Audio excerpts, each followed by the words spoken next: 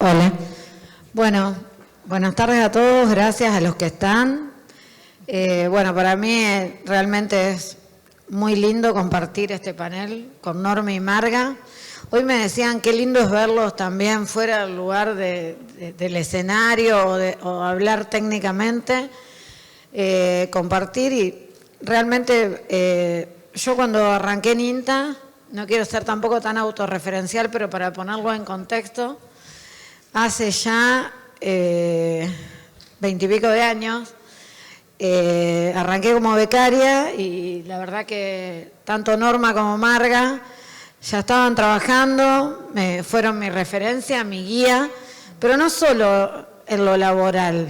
Ellas formaron una parte fundamental de mi vida, como fue todo el transcurso de cuando tuve a mi hija y demás, que para mí fue muy lindo. Así que, bueno, es un poquito de historia, agradecerles y bueno, y va a arrancar Norma, ya describieron todo su recorrido, pero ¿cómo fueron las enfermedades de maíz a lo largo de toda su trayectoria? ¿Cómo se fueron desarrollando? Normi, acá está el pasador.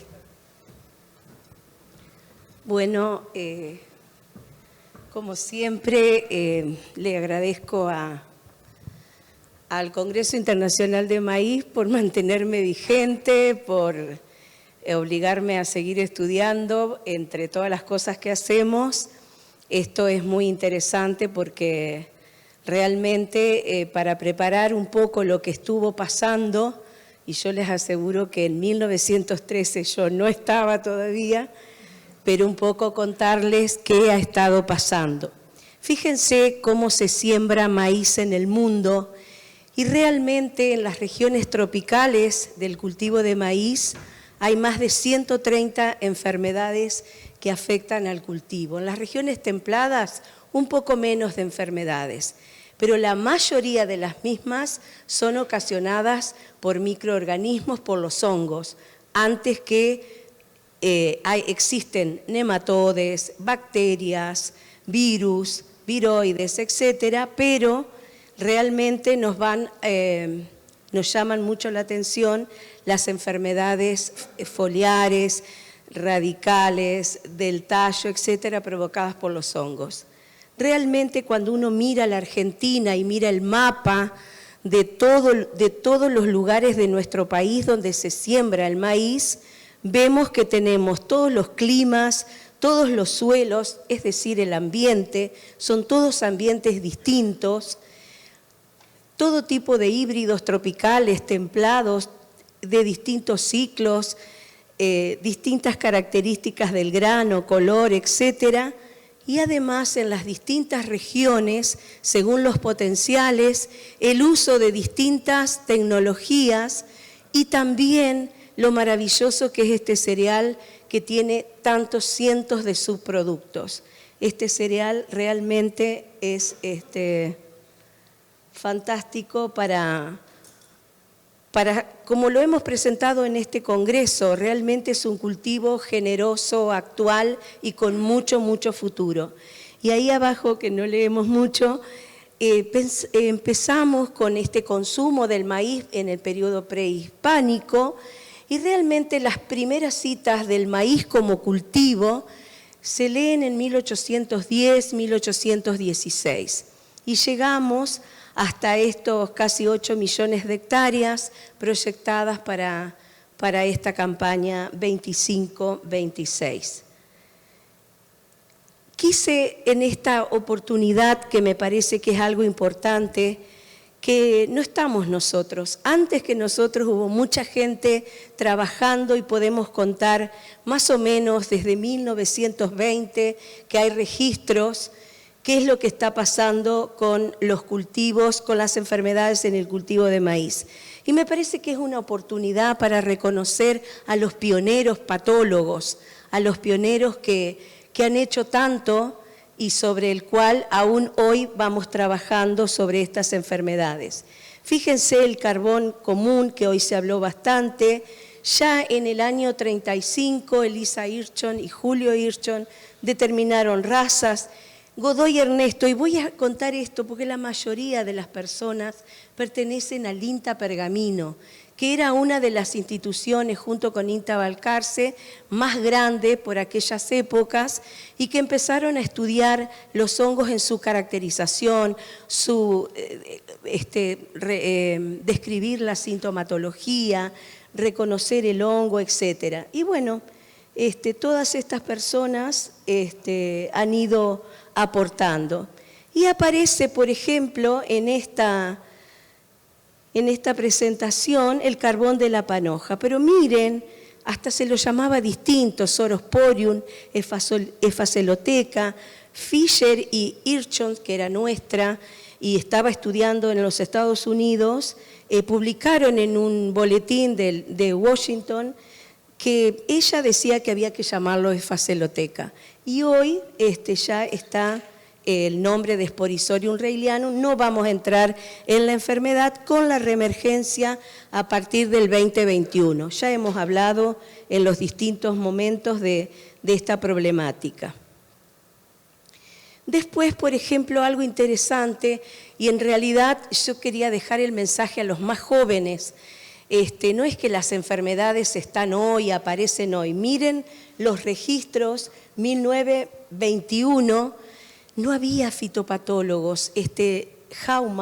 Lucien Haumann, era un belga que vino a la UBA a enseñar fitopatología, fisiología. Eran profesores europeos que venían a abarcar muchas materias y eso es muy importante. En 1944, gente de INTA Castelar, los conocí,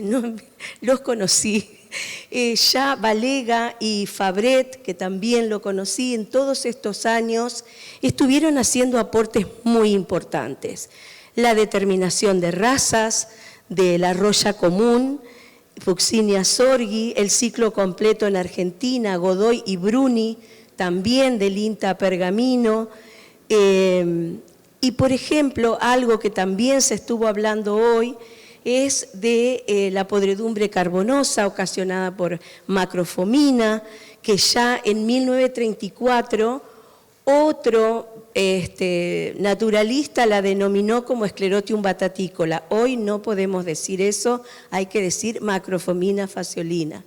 Pero fíjense, en 1950, hace muchísimos años, caracterizaron el hongo, determinaron su importancia económica, cómo se comportaban las variedades, los híbridos simples, los híbridos dobles, Saboya y Ávalo, también del INTA Pergamino, Sarasola y Sarasola, que era un matrimonio de fitopatólogos, determinaron las pérdidas por allá por 1968. Y hoy Lucas Fantin nos hablaba de la importancia de controlar las enfermedades foliares para no tener estos problemas a nivel de tallo y raíces. Bueno, por ejemplo, la podredumbre del tallo y de la espiga, hoy la llamamos Stenocarpella maidis, por ahí en una charla vi que la nombraron también como diplodia. Esto es micología, mucho no interesa, pero cuando nosotros queremos ver cómo estos microorganismos están en nuestra naturaleza, realmente tenemos que recurrir a la historia, ¿no? Ahí Omar Bruni, también del INTA Pergamino, la denominó así, la estudió durante estos 5 años. Y fíjense qué interesante el tema del mal de Río Cuarto. No sabían lo que era en 1960. Lo llamaban el problema Río Cuarto, la enfermedad Río Cuarto. Fíjense la cantidad de años que pasaron, 20, hasta que pudieron ver que eran partículas de virus. Y ya Nome y otros de INTA y PAVE, Córdoba, ya empezaron a hablar de algunas de las características de esta problemática. ¿Qué quiero decir? 1960, 1980, 20 años, 24 años. Hoy esto se resuelve en horas, con la inteligencia artificial, con las nuevas herramientas de la base de datos, de la minería de datos. para contar cómo lo que hemos transitado, la patología de cultivos extensivos, hemos tenido que trabajar mucho tiempo para hacer descripciones de los síntomas del hongo, etc. Y acá podemos ver las manchas foliares. Por ejemplo, podemos decir que ya en la década del 70 se encontró esta enfermedad y también la denominaron distinto. Hoy ustedes pueden ver que nosotros hablamos de mancha ocular causada por Cavatiel sea. Y la menciono porque este año me comentaron, me hablaron desde Uruguay y también desde Argentina que hubo una epifitia en la República vecina y que realmente necesitaban información sobre Cavatiel sea, pero se le había llamado primeramente mancha amarilla, mancha anillada, y luego queda como mancha ocular. Para no hacer más complejo esto de los nombres, lo interesante es que todo esto está en nuestros cultivos de maíz. Fíjense que algo importante, ya en la década del 70 se determinó la existencia de Bipolaris maidis. Hoy Luca Fantin dice, ojo con esto, se viene Bipolaris maidis, produce una cantidad de síntomas y nosotros podemos decir que hace años que la estamos aislando de semillas. ¿Qué quiere decir? Yo me pregunto, no la veo en hoja. ¿Por qué no la veo? Porque está mezclada con una cantidad de otras enfermedades que sí reconocemos fácilmente. Siempre digo, cuando encontramos algo en semillas es porque estuvo en la planta previamente. Y ya hace 2 campañas que vemos en hojas inferiores del maíz la presencia de manchitas típicas o parecidas y el hongo lo reconocemos, que es Bipolaris, y también voy a usar una frase que comúnmente uso, que las enfermedades van dando su aviso. Aparecen, van diciendo, acá estoy, escúchenme, escuchen este viento, estoy llegando, atiéndanme, empiecen a estudiarme. Eso es muy importante, nos tenemos que adelantar para que no nos pase lo que nos ha pasado, que hoy Beto decía al respecto de las enfermedades. Por ejemplo, en el caso del achaparramiento del maíz, nosotros la habíamos detectado en 2006 y nunca más había tenido una característica importante. Entre Ríos no es una provincia donde el maíz tardío sea tan relevante y no la volvimos a ver hasta el desastre que tuvimos en la campaña 23-24.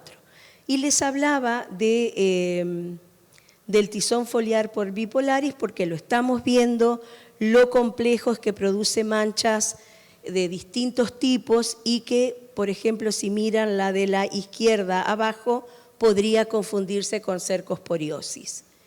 Es decir, que es bastante amplio el panorama que nosotros tenemos de enfermedades que atender, que resolver, que estudiar para poder brindar técnicas enmarcadas en una estrategia para su manejo. Y acá vamos a detenernos un ratito nomás en el tema del tizón foliar común o Exeroilum tursicum, que muchos la conocen como el Mintosporium, nos gustaría que no digan el Mintosporium, digan tizón foliar. Y fíjense que fue encontrada por otro investigador que vino a la Argentina a colaborar con el conocimiento y entusiasmar a los investigadores en 1913. Y eso lo dice Campi, una investigadora de la UBA que hizo una tesis doctoral y la presentó en 1939. Y la idea era, ¿qué querían saber? Si el Exeroilum tursicum, que afectaba maíz, también era el que estaba en sorgo. Y en sorgo de Alepo, como ustedes lo pueden ver en los lotes de producción que siempre están acompañando. Acá una breve mención a los rendimientos. Cuando uno lee los trabajos más viejos, hablan, por ejemplo, de que en 1960 obteníamos 4.000 kilos por hectárea de rendimiento de trigo. Y el INTA a nivel nacional, sacó un libro que se llama El cultivo de maíz en 1980. Y lo que se leía era, queremos llegar a 6.000 kilos por hectárea. Fíjense que hoy estamos, y hoy se dieron valores hasta de 20.000 para otros lados, 20.000 kilos por hectárea. Y también fíjense cómo se han estudiado las epifitias del mal del río Cuarto, las más graves 1981-82, 96-27 y 2006, y cómo fue creciendo a lo largo del mapa maicero argentino, así como mostraba Tino, no sé si era ayer o hoy, que mostraba el crecimiento del carbón de la panoja, hoy de mañana, parece que fue hace rato, donde se ve cómo fue creciendo. Esto es muy importante, que los maiceros, que los decisores del cultivo tomen en cuenta la importancia tan real que existen de las enfermedades. Y acá, por ejemplo, podemos ver que si en 1913 mencionaron que estaba el tizón del maíz, realmente después hay citas. Puede haber otras, pido disculpas para autores que la hayan... A 5 minutos, ya está. Fíjense, el NOA, todo lo que aparece en el NOA viene bajando despacito, despacito. Es cuestión de tiempo. Alguna vez va a llegar a las regiones hacia el sur del noroeste argentino. Cecilia Díaz, 2001, menciona en Tucumán y Salta. Yo encontré y conocí no me gusta decir yo, bueno, encontramos por primera vez en Gualeguay, en la provincia de Entre Ríos, había un pionero, ingeniero agrónomo que no era entrerriano, que hacía maíz bajo riego, maíz tardío bajo riego. Y ahí me trajo por primera vez en el año 2001 las manchas ocasionadas por Exeroilum tursicum. Luego de Rossi, está en Córdoba, Santiago del Estero, Chaco. Después la presentamos como una enfermedad reemergente en 2010. Buenos Aires, Curetot, Carmona, 2013, Margarita, 2011. O sea que todos estábamos estudiando y hemos avanzado bastante en el conocimiento. Y acá está un mapa que también hizo Roberto de Rossi, y creo que dice 2020, que es de tu tesis doctoral. Ya falta poco. Les quería contar, por ejemplo, me cuesta mirar para arriba, que nosotros, vos lo mencionaste, no, todavía no, vos lo mencionaste a la mañana, la presencia de Puccinia polisora, es una roya que es de fácil reconocimiento, distinta a la roya común, Puccinia sorghi, pero fíjense que yo trabajé 41 años en investigaciones en enfermedades, y pensé que lo más destructivo que había visto en mi vida de una enfermedad era Puccinia polisora. Fue puntual, logramos determinar el comportamiento de híbridos para esa campaña, pero nunca había visto una enfermedad que afecte los tallos, las vainas, las hojas, las chalas y las panojas. Fíjense que hay pústulas a nivel de panojas. Este fue un caso puntual, este maíz se picó porque no servía absolutamente para nada. Y por eso quería hacer un relato rápido y vuelvo a mostrar cómo en 2010, acá en Rosario, en un congreso de maíz, presentamos con la ingeniera Coliñón, en ese momento era una estudiante, la presencia de Puccinia polisora en Argentina y especialmente en Entre Ríos. Y hoy también se habló mucho de mancha blanca, porque en algunos lugares de Argentina, en 2025 tuvimos unas expresiones importantes de esta enfermedad. Pero no es nueva, ya en 2016, 2017, la habían determinado Margarita, Rosana, Germán Slin, 2017. Pero la primera que habló de mancha blanca en Argentina en el NOA fue Cecilia Díaz en 2001, donde ella nos anuncia y nos dice, cuidado, están viendo lunares blancos, manchas blancas. Bueno, esto es Phaeophaeria maidis. Hoy por hoy ya sabemos que hay una bacteria, Panthoea ananatis, que es la que abre el camino, y estuvo un especialista de Brasil, muy, muy interesante, y en esta campaña tuvimos una reemergencia. Avanzo porque no voy a cumplir con el tiempo. Después tuvimos, ahí están las citas de mancha blanca en maíz. Fíjense, no son cosas nuevas, están presentes. Después Tino, que me cuesta decirle Tino, Roberto de Rossi, si bien la venían viendo a nivel epifítico, lo vio en 2022 y tuvo la suerte de poder hacer una evaluación de una red de híbridos. O sea, ya tenemos datos para el manejo, porque todavía hay materiales de esa campaña que podemos seguir utilizando.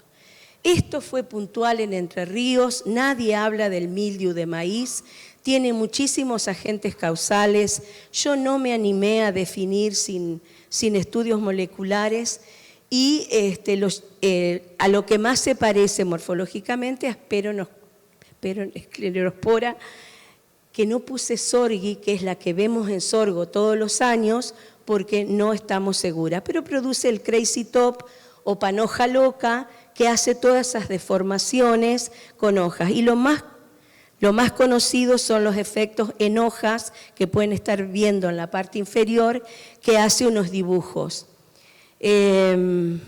Bueno, ahí también no es nada nuevo. En 2016 hubo un pico en Hernando, en 2018 en Mar del Plata y después en 2021 en Uruguay. De chicharrita no vamos a hablar porque se ha hablado bastante, no es el tema, pero bueno, fíjense los niveles tan terribles que hubo en la provincia de Entre Ríos. Y por último, en esta campaña 2025, la acción conjunta en un maíz sembrado en el mes de enero, de mancha blanca hasta la primera hoja después de la espiga, la hoja de la espiga +1, y en la parte superior un ataque impresionante de Cabatiela cea. También tenemos un aporte para el manejo porque pudimos hacer las pruebas de distintos fungicidas, que hoy también se habló bastante, y podríamos tener ya para el manejo un aportecito del control químico. Antes tenemos que estudiar cómo es en Argentina la epifisiología de esta enfermedad. Nada más. Gracias, Normi. Vení. Marga.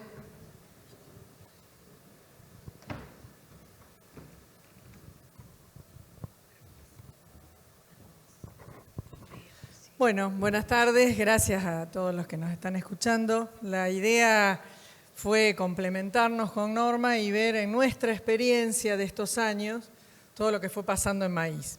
En mi caso se me pidió que haga un enfoque desde la actividad privada y desde lo que podrían ser los programas de las universidades. Por supuesto que es desde una experiencia personal, así que las diferencias con otros programas de otras universidades obviamente no era el objetivo de esto. Allá por 1988 yo ingreso como docente a la Facultad de Ciencias Agrarias de la Universidad Nacional del Litoral y ahí de enfermedades de maíz lo que se daban era en general problemas de espiga. Eso era lo que estaba en los programas. Pero en 1994 ocurrió en la provincia de Santa Fe un evento importante en la zona de San Justo, un poquito más al norte de Esperanza. Empieza en el 94, se difunde totalmente en el 96, que fue el tristemente recordado, cancro del tallo de la soja. Y ustedes me dirán, ¿qué tiene que ver el cancro del tallo? Bueno, primero fíjense que empieza en el 94 y se distribuye y todos nos estamos enterando finalmente en el 96. No había redes, no había celulares, no había correos electrónicos, entonces todo era a través de las visitas personales que podíamos hacer, de los papers, de los trabajos que eran presenciales. Era mucho más lento y hoy Norma más o menos lo explicó de esta manera. ¿Qué tiene que ver con el maíz? Esto, de alguna manera, empezó a generar una mayor conciencia, tanto desde el punto de vista de la actividad privada, como en acomodar, digamos, programas en las universidades de enfermedades de impacto regional, como podía ser el cancro del tallo, porque además, pregúntenle a algún productor de San Justo qué variedad de soja hacía, y ya ni se acuerda, porque se las barrió. Era triste ver cómo no había nada en los campos, ¿no? Y hubo un efecto arrastre para otras preocupaciones, digamos, de cultivos de importancia regional. Entonces, desde la actividad privada, en ese momento arrancamos con una empresa que en ese momento era San Jerónimo Servicios Agropecuarios. Ahí está mi anterior socio, que hoy está el hijo de él, y eso lleva 30 años, porque pensamos que el asesoramiento regional sobre problemas ya era importante en el tema de enfermedades y plagas. En ese momento el maíz apenas ocupaba un 5, un 10% de la problemática, digamos, que podíamos llegar a tener.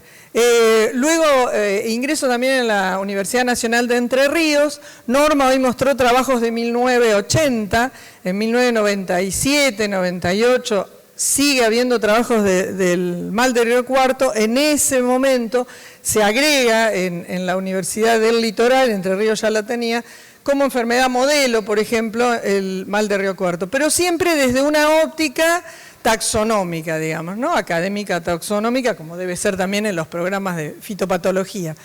Y sí se empezaron a incorporar, que dio mucho trabajo, digamos, porque parecía que era perder el tiempo, trabajos prácticos que fueran de patometría. ¿Qué era la patometría más allá de la teoría? Era poder cuantificar las enfermedades, aunque sea desde el punto de vista de la incidencia nada más, ¿no?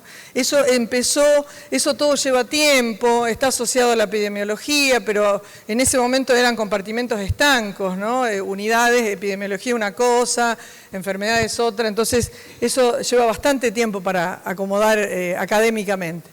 Allá por el 2003, hace 22 años, ocurre otro evento que nos cambia también y que es la famosa roya de la soja. Otra vez en soja, tracción al maíz, porque ahí empezamos a ver varias cosas de importancia.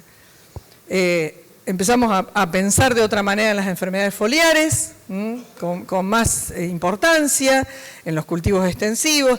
Esa detección temprana de la cual se hablaba tanto en el caso de roya, bueno, era también importante en otros cultivos. ¿Qué era el buen diagnóstico? La roya era una cosa que de golpe no se podía diagnosticar en el campo, había que tomarse tiempo, tomar muestras. Esto también traccionó sobre el maíz y pasamos de aquello que era un problema de espigas, porque el maíz no tenía otros problemas, bueno, cuando se solucionó ese tema de las espigas, empezamos a pensar en enfermedades foliares. Desde las facultades hubo una reestructuración con las luces y sombras de y las características de cada universidad, ¿no? Pero hubo una reestructuración donde se agregaron más estudios epidemiológicos regionales, por ejemplo, ¿no? Espérate que terminó de subir la escalera.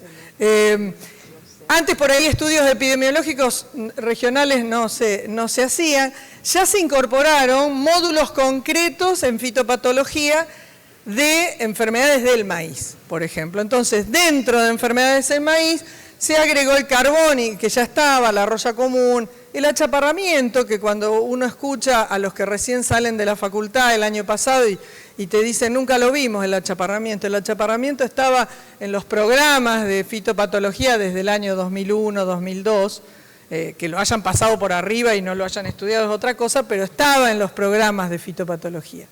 Y se incorporaron tesis de grado. Desde el asesoramiento privado, de la actividad privada, se empezaron a hacer bastantes reuniones con expertos, viajes, mucho foco en roya, todavía mucho foco en roya común para 2007 más o menos. Y se empezaron a mover los técnicos a través de los grupos CREA, de APRESID, se empezaron a hacer muchas reuniones, empezar a presentar los trabajos regionales, los que podía hacer Lucrecia, Norma. Esto llevó a traccionar sobre empezar a tener más el foco en las enfermedades foliares del maíz y que no solo era roya, porque obviamente los investigadores ya sabían hace muchos años que no había solo roya, pero uno tiene que convencer a los técnicos, a los asesores, a los que luego van a definir aplicación o no de fungicidas o evaluar híbridos. Y si uno allá por el 2008 le preguntaba a los técnicos comunes de una reunión común comercial si tiene enfermedades, el maíz por ahí ponía una o dos sin identificarlas, el 40% enfermedades foliares por ahí no le estaban prestando mucha atención, o a lo sumo a la roya. Esto en 10 años cambió en la percepción del técnico privado a pensar en identificar esas enfermedades. Entonces ya, bueno, el no sabe ya bajó al 20%, tenían idea ya de lo que era virosis, o de lo que era bacteria, o de lo que era hongo, que eso era importante, y hay un 9% ahí de tizón, o sea, ya no se quedaron en que había una sola cosa, sino que empezaron a identificar esas enfermedades como un complejo, por lo menos, ¿no? Se veía esto en el 2009.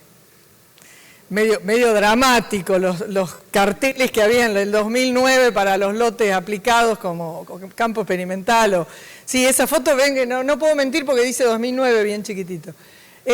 Y nosotros en esos años preguntábamos, ¿qué opinas del manejo con fungicidas de maíz? Había 4 respuestas, ¿no? Como válidas. Una era que eran válidos para híbridos susceptibles de roya. La otra respuesta que daban, que estaba muy bien, había que seguir ajustando. Estaba muy en la cabeza que había que seguir ajustando. Esa era la otra respuesta. Son distintos productos para roya o para tizones o para manchas. Son distintos productos. Mucha idea en la cabeza del técnico particular en 2009 eso. Y las podredumbres de raíz y tallo tienen que controlarse con fungicidas allá cerca de grano pastoso. No es para el momento de R1 ni mucho menos para B8. Entonces, productores y técnicos, ¿no? Eso eran las contestaciones del 2009 que nos ponían de alguna manera en el camino de decir vamos a trabajar en manejo de enfermedades foliares del maíz. Dame una indicación, hace 17 años, una indicación es para enviarme al campo a monitorear roya, ¿no? Entonces daban, creo que eran 6 respuestas. Entonces uno te decía que era el número de plantas con roya sobre las plantas totales, número de hojas con roya sobre el total de planta, severidad en toda la planta, severidad en las hojas de abajo, severidad en las hojas de arriba.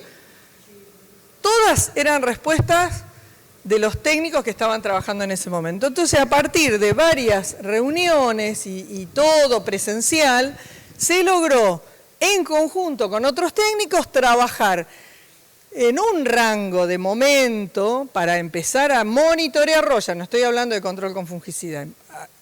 Y andá en B8 a monitorear roya, empezá y concéntrate en las hojas que rodean la espiga. Eso fue un trabajo lento. Fue un trabajo de 1, 2, 3 años hasta que se logró que ese concepto realmente estuviera dentro de la cabeza de los asesores, ¿no? Y ahí viene el otro trabajo que tiene miedo el Beto, porque viene una foto del Beto, me parece acá. Había muchos que nos decían, bueno, voy a revisar roya. Hay escalas de severidad de roya, puedo contar pústulas. Carmona ya tenía umbrales, Norma también. Había trabajos, muchos trabajos. ¿Qué hago si tengo 2.500 hectáreas de roya de maíz? Quiero hacer medio rápido, a ver, ¿cómo hago? Entonces, tratamos de sacar algo más sencillo para aquellos que tenían que hacer muchas hectáreas. Y así surge como idea, porque bueno, el conteo de pústulas es más exacto y más lento, obviamente, surge como idea la famosa regla de los espacios, famosa para nosotros porque la fuimos haciendo, pero nada famosa. Como una metodología sencilla por ahí para transformar lo que puede ser una severidad y que tenés que estar entrenado y que tenés que ir a recorrer varios lotes y que tengan roya, porque si no, no te vas a entrenar si no tienen roya. Entonces era difícil también eso. Y transformarlo en algo más sencillo.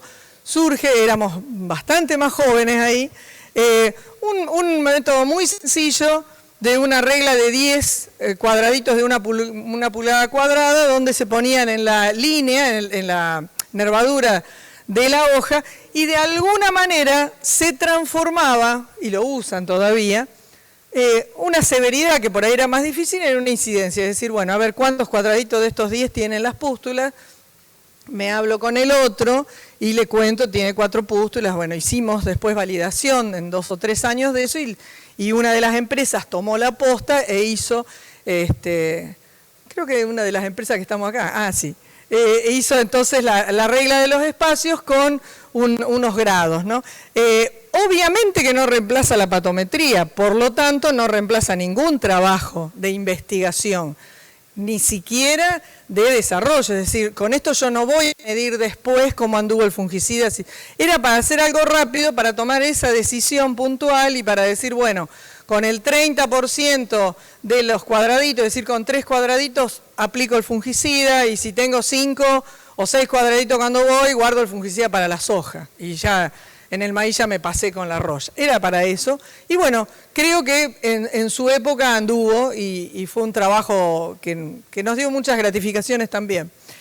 En el 2010 yo me hago cargo de la titularidad de fitopatología en la facultad. Hasta ese momento no podía decidir mucho, por supuesto, donde manda capitán no manda marinero. Entonces, las nuevas planificaciones de fitopatología ingresaron a tener enfermedades por cultivo, no solamente desde el punto de vista de la taxonomía, sino agregarle epidemiología y empezar a agregar algo de manejo, aunque después tengan la cátedra de sanidad o terapéutica según cada universidad. Y empezaron también una propuesta de trabajo conjunto, más que nada porque en esa época volvió preparado de Leodoro del Valle de Brasil y bueno, como buenos amigos que somos, era además director ya de tesis y estábamos muy relacionados a trabajar un poquito el tema de nematodos y de patógenos. En el asesoramiento ese fue un año donde muchos ya empezaron a ver que, bueno, no todo era roya, a ver qué hacemos con los tizones, ¿no? Y empezamos a ver además a hacer trabajos regionales, un poco con la facultad, un poco desde la actividad privada, donde identificáramos todas las posibilidades de enfermedades que podía haber en lo que era Santa Fe, el centro de Santa Fe, entre maíz de primera y de segunda además, para empezar a puntualizar un poco más todo el complejo de enfermedades del maíz. Entonces había nueva problemática para entrenarse. Y los 3 problemas que planteaban en ese momento los asesores técnicos era, ¿en qué maíces presto más atención al tizón? ¿Cómo ajusto el nivel para aplicar fungicidas? ¿Y qué pasa con el efecto de las podredumbres de tallo y raíz? La primera pregunta, digamos, quedó demostrado al trabajar en los distintos departamentos del centro de Santa Fe. Ustedes lo que ven ahí es la prevalencia, es decir, reitero, porcentaje de lotes afectados con la enfermedad, no importa si poco o mucho, porcentaje de lotes. En maíces de primera o en maíces tardíos, de segunda después de trigo o tardíos, en los distintos departamentos del centro de Santa Fe. Entonces, bueno, ahí les quedó claro a los técnicos que prestarle atención a los maíces tardíos porque era una enfermedad que podía ser limitante. La segunda pregunta era más que nada esto, ¿no? Porque salían al campo, que este chico ya debe hacer años que está recibido, y la pregunta era, ¿son 3 lesiones o esto es el 10%? ¿No? Había esa duda en la cantidad de lesiones. Entonces, lo que se fue viendo es que al comienzo de la enfermedad, con baja severidad, por ahí estaba relativamente bueno contar la lesión, no había mucha conciencia de si la lesión medía 3 centímetros o medía 1,5, como después se avanzó en todos esos trabajos, tanto de Tino, de Carmona. Y entonces, muchos por ahí te hablaban de 6 lesiones, tengo 6 lesiones de tizón. Y eso se transformó en un trabajo que hicimos con APRESID, con la red de APRESID en ese momento, con muchos de los alumnos que estaban en el último año de la facultad y que por ahí los papás ya estaban en APRESID, donde con el mismo fungicida, con los mismos híbridos, sin cambiar todo eso, partimos de una lesión o de 3 lesiones o de una severidad más alta, y ver qué pasaba con esos resultados, ¿no? Marcando por ahí incluso el borde de los tizones. Lo que vimos es que con aquella baja severidad se lograron buenos resultados en la mayoría de esos trabajos que habíamos hecho, con un control hasta de 30 días en el área que marcaban, y que eso era muy visible para los chicos que trabajaban en esto. Ya si partíamos de 3 lesiones, el mismo fungicida en 10 días ya empezaba a perder el fungicida versus el tizón, y si teníamos esa severidad no había ningún control, seguía digamos toda la necrosis avanzando. Esto ayudó también para ir delimitando de alguna manera cuáles serían esos umbrales con los que podíamos trabajar. Y los técnicos empezaron a pensar y empezaron a prestar atención también a las consecuencias de esas enfermedades, como eran las podredumbres de tallo y raíz. Entonces por ahí, en ensayos donde había testigo, que son los azules, y el tratado con fungicida en panojamiento, veían que en algunos casos se había logrado mucho, ¿no?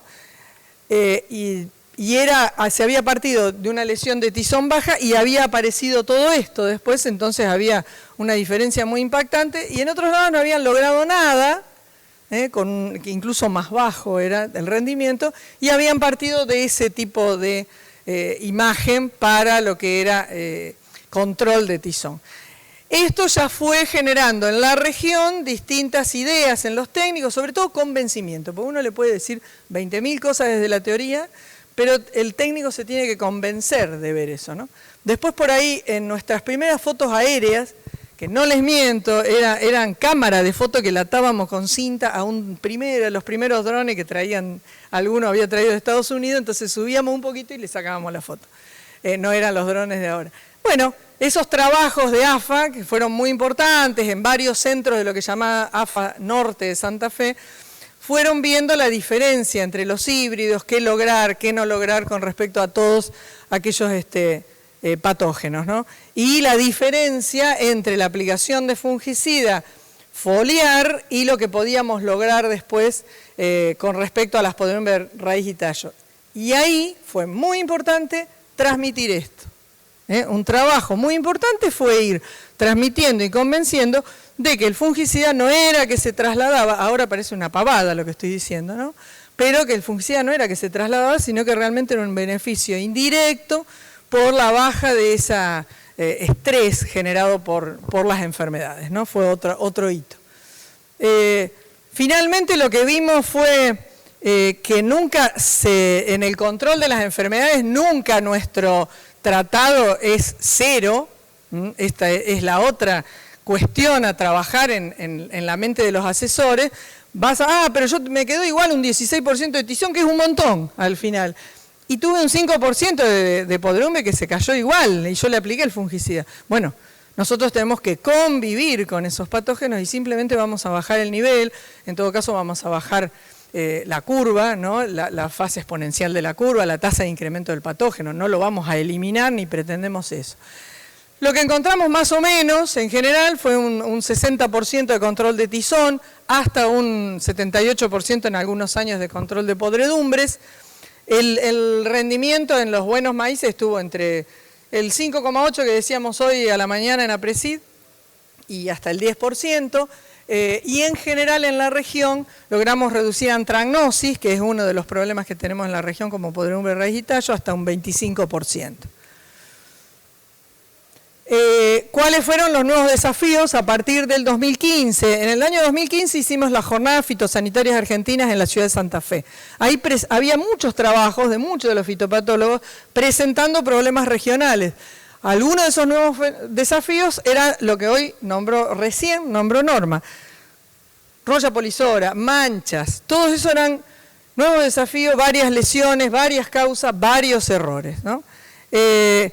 Allá por el 2016-2017, en los ensayos de híbrido y en algunas jornadas de híbrido, aparece, no es que aparece en ese momento, pero bueno, los técnicos empezaron a ver a cercosporiosis.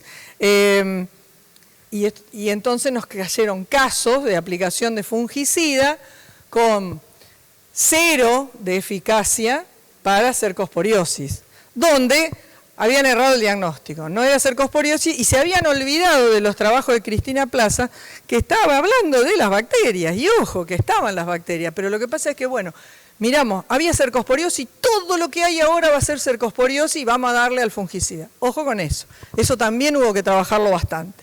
Bueno, ya me queda muy poquito, así que el primer paso para todo eso es seguir afianzando el diagnóstico. Ahora tenemos el desembarco de esta mancha blanca también como importante en Santa Fe. Siguen siendo los desafíos que hay que hacer.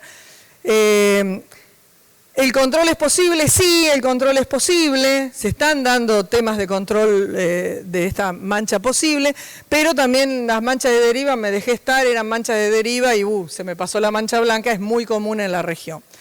Ahí empezamos nosotros a hacer unos seminarios de entrenamiento de profesional agronómico como para decir, bueno, a ver, vamos a diagnosticar mejor, seamos un equipo más chiquito, si hay preguntas sonzas, no importa, todo se aprende, hay que cuantificar para poder decidir bien, ¿no? Y el desafío actual, de alguna manera, es gestionar esos nuevos paradigmas también con la aparición de los bioestimulantes. Esto logramos hacerlo el año pasado, a partir de que en el mismo lote experimental que teníamos tuvimos rendimientos desde 9.700 kilos, el mismo híbrido después en 5.000 y lo último que sembramos en enero ni siquiera se cosechó. Entonces, esto llevado individualmente es como lo del COVID. No podemos hacer nada con esto. El año pasado logramos juntar, para el 23 de julio del año pasado, logramos ese trabajo en conjunto donde nos apoyaran las distintas pequeñas localidades que hay en el departamento de Las Colonias, más allá de la Municipalidad de Esperanza, pero las otras localidades se dieron cuenta que si la solución era no sembrar maíz, esos pueblos viven del maíz, viven de las hojas, o sea, viven de los tambos, no nos podemos dar ese lujo. Y ese es el desafío actual, ahora adelantarse a los problemas, al gris o al gris oscuro que dice el Beto. Bueno, cierro con esto. ¿A mí qué me dio este tiempo, esta línea de tiempo en la experiencia de maíz? Que nada está terminado, que nada está resuelto, hay que seguir enfrentando desafíos constantemente, hay un presente a mejorar a partir de las experiencias buenas o malas del pasado, que la epidemiología es continuo, es dinámico. Me ayudó a conocer personas, conocer colegas, me ayudó a aprender de grandes colegas, me dejó compartir experiencias de expertos de Brasil que fueron muy valiosas siempre. Hicimos intercambios de crecimiento profesional, pero además desde lo personal, con grupos humanos, y miren, estamos de vuelta a las 3 acá arriba. Pasaron varios años y acá estamos a las 3. Compartimos algo más que lo técnico, porque no solamente es lo técnico la vida, así que pasamos muy buenos momentos, relajados de la fitopatología, que nos van a quedar siempre también, gracias al maíz, gracias a la soja. A nosotros nos sirvió a consolidar una empresa regional, digamos, de desarrollo, de asesoramiento. Pudimos apoyar a técnicos, lo seguimos haciendo, ayudar a resolver algunos problemas, otros tenemos que seguirlos resolviendo. Hicimos amigos que siempre quedan y además me quedó la alegría de trabajar con mi hija. Gracias. Gracias, Marga.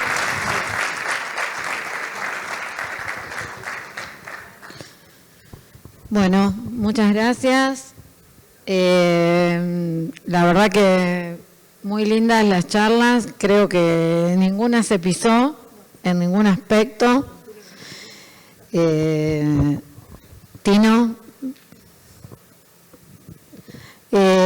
Y bueno, la verdad que este recorrido es muy hermoso. Y Tino. Seguimos, no hace falta mucha introducción. Estamos en familia, en amigos. Justamente cuando armábamos el congreso, nos pidieron que organizáramos junto con Juanpi, que es el coordinador técnico del Congreso 2025, reconocer a personas que habían tenido mucho impacto en la trayectoria del cultivo. ¿Sí? Bien.